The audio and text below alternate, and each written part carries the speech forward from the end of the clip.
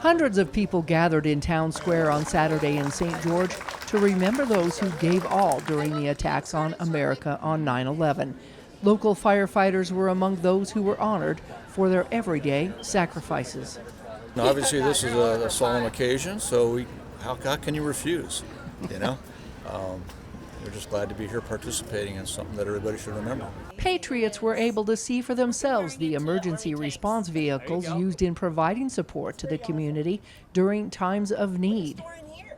We are a united front in the city. Granted, we have different divisions, different departments, but when it comes down to an emergency, every single one of us have our purposes, from police, fire, EMS, all that kind of stuff. And those who have served or are still serving in the military were also among those representing patriotism. To the flag. I'm a patriot at heart, always was, always will be. Well, representing our country is one thing, but 9/11 is remembering our past and, in some cases, mistakes. Can never forget our mistakes, remember our history, remember where we came from, remember what we did. Onlookers showed their patriotism by wearing the U.S. flag. It's a symbol of strength and unity. It was a terrible day for the United States, and I think it just needs to be remembered. To honor those who have made the ultimate sacrifice and honor those who are still making that sacrifice.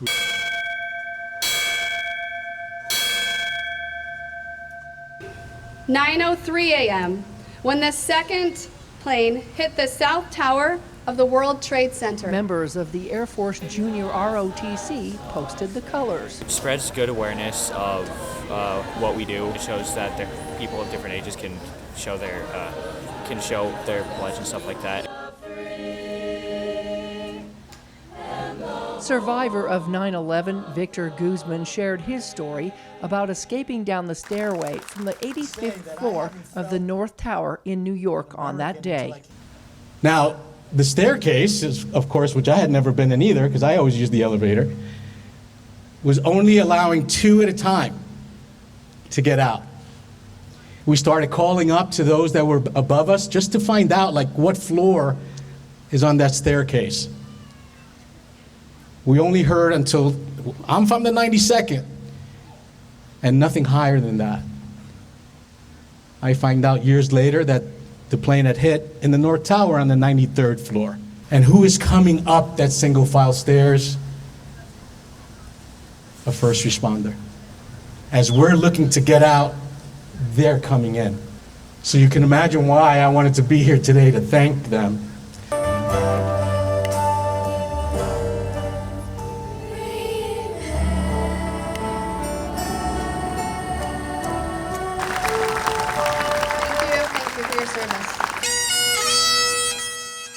As first responders were led by Bagpiper John Mayer to the Field of Heroes flags, they too remembered those acts of heroism they encountered. Sponsored by many in the community, the field of over 400 flags carried the names and faces of those brave souls who lost their lives on that day.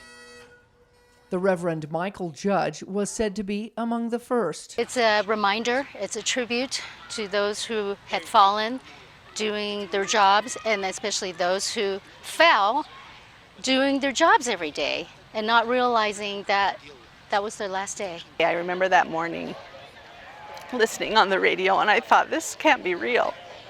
And then I turned on the news, and it was. And I brought my children. My oldest was 9. And we gathered in the living room, and I was crying. I said, we need to say a prayer. Flowers and flags were left at the bases of many of the flags, representing those they either knew or wanted to know. It's overwhelming to see these beautiful flags and just to think of all these loved ones, their families, and it was a tragic day. The annual 9/11 ceremony is shared to educate the youth about a day 22 years ago that we will all never forget. Melissa Anderson, Community Education News. God bless us.